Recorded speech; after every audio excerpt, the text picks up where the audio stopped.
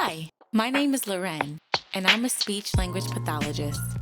For the last 10 plus years, I've had the awesome opportunity to work with both children and adults with various communication and feeding swallowing disorders and difficulties. I love what I do and would like to share helpful tips and strategies with families who are interested in helping themselves and their children improve their communication and feeding skills. I hope you will join me on this journey to better communication. Hi again, lovely folks. I'm here today to help you guys with some tips of things that you can use around the house to have a fun, quick little speech session with your little ones. So I'm going to look at some texture sensitivities, sensory sensitivities, and boosting language skills. I don't know why, it's my thing. I really love to be able to work on more than one thing at a time. I guess it's so many years working in the school system and working with different groups. You have to be creative. Some kids are working on things, other kids are working on different things, but you find yourself in a group full of kids and you've got to make sure that everybody's goal is met.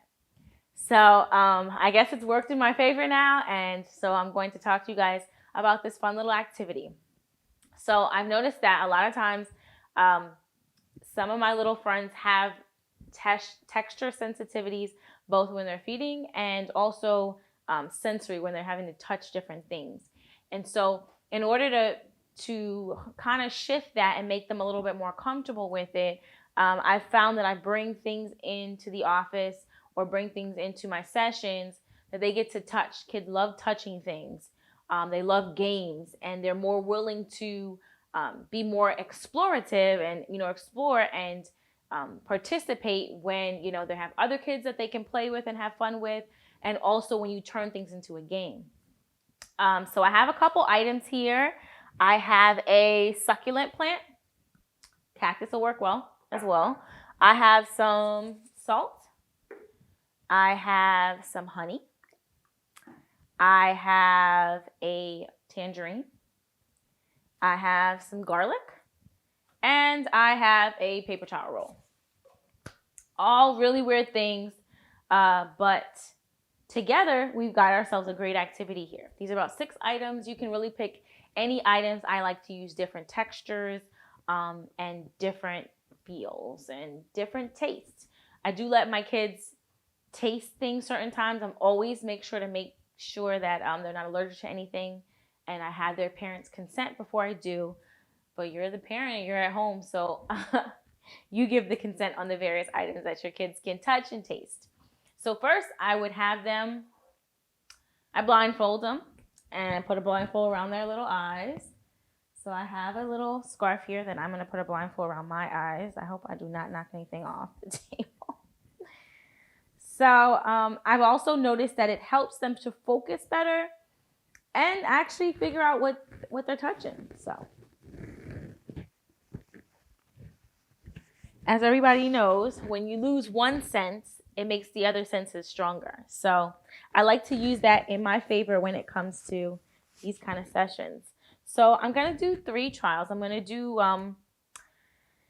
the items that have different textures first, and we'll talk about the way they feel. That's working on vocabulary, descriptions, adjectives, language skills, expressive language skills as well. And then we'll feel the item, and then we'll taste the items. So we'll talk about how they feel, then we will taste them. I always ask my kids, if you don't like the way something feels or you don't like the way something tastes, just try it once and you don't got to do it again. So let's start with the succulent plant. So I'll give my kid, I always tell them, be delicate, but I let them touch. There's so many different, wow, this feels so weird. There's so many different feelings. You feel soft. Some things are smooth. You feel the soil. It feels gritty. I've heard kids use the word rough. It feels rough. I don't like it. It feels rocky. It feels rough. It feels dirty. These are all words that are great adjectives to describe the soil, to describe the succulent plant itself. It's smooth. It's round. This one's a little prickly and it crumbled off. This part of the dry plant. Unfortunately, I broke off a piece. But like things like that, they'll want to hold this piece in their hand. Sometimes I will actually talk about these words first in another session. I may have a story to go along with it. I love stories. Usually I just give them some words as a bank to go with. Sometimes as they're feeling things, if they can't describe it, I'll give them a choice of words and let them pick. So there goes our succulent plant, right? Next we have our salt. So I'll put a little salt in here, let them dig their hands in here. Feel it. It's kind of gritty. It's rough, right? It feels dusty and crummy, right? These are all vocabulary words that they can use. And if they don't know what to say, just ask them to tell you something that may feel the same way that they know about, right? Next, we have our honey, right? So, put a little honey on my finger. Feels nasty, right? Or it feels sticky. So you'll tell them the word sticky. It feels sticky, right? Sticky and messy, right? Then we have our tangerine. It's bumpy, right? Feels squishy, right? It's not hard, it's squishy, right? Here's some words here that are different from the other word. And this roll, what do we know about it? It's round, it's rough, right? Oh, it's got a hole in it. It's movie, right? I've heard the word movie. Bendy, right? You could say. Different things like that. Usually at the end, I ask my kids to help me by telling me what they think these items are. And you'll be surprised that by using these vocabulary words and using these descriptors and giving them the clues of the descriptors, a lot of times it can help them figure out what it is or figure out similar to what it may be, right? So when we go back to my honey again, that's one of the things we're going to taste. What does it taste like, right? It tastes sweet. We know that.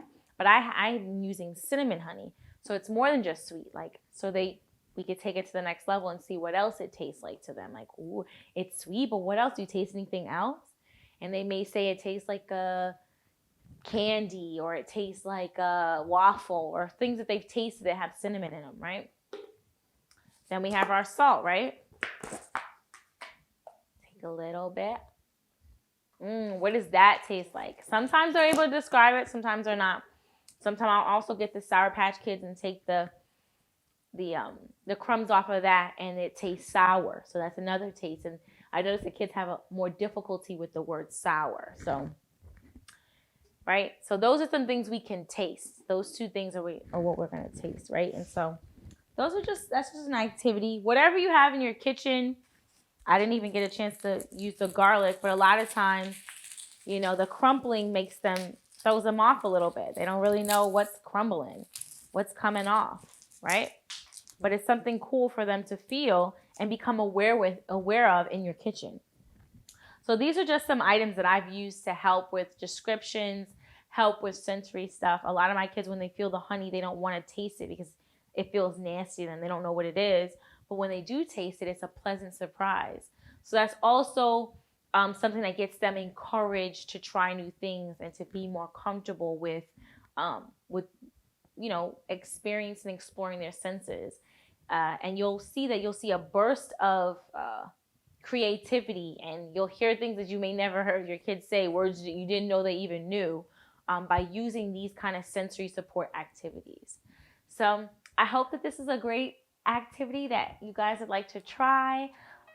Please leave comments about how it goes. I'd love to hear it. I'm pretty sure you guys are gonna have a blast. But thank you for tuning in, and I hope that this video was helpful.